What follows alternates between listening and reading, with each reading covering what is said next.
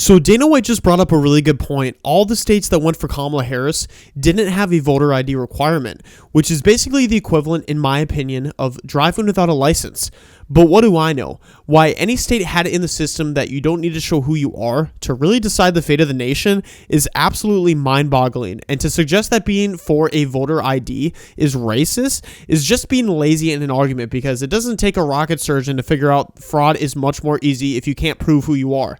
It's like at gas stations. They require you to use a credit card while also placing the right zip code in there so you don't do a drive-by pumping of the gas. Is that racist to have that requirement? Well, if you saw the election, the entire country relates with Trump right now.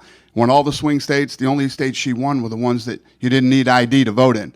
It would have been interesting if you needed ID, how that would have played out too. I think that the whole country, it feels like somebody hit the reset button.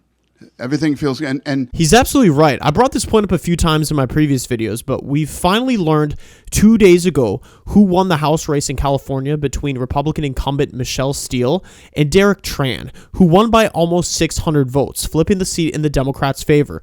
3 weeks after the election? Then the Minnesota State House election, you have 20 ballots thrown out in the trash with a 15-voter margin of victory in favor of the Democrat.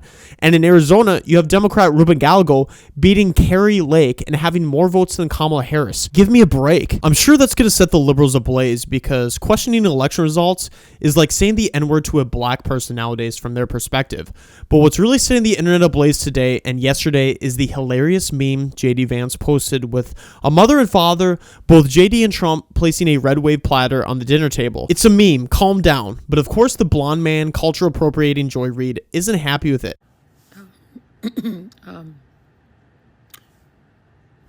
What is happening here? What? Wah, wah, wah, wah, wah, wah, wah, wah, wah, wah, wah, wah.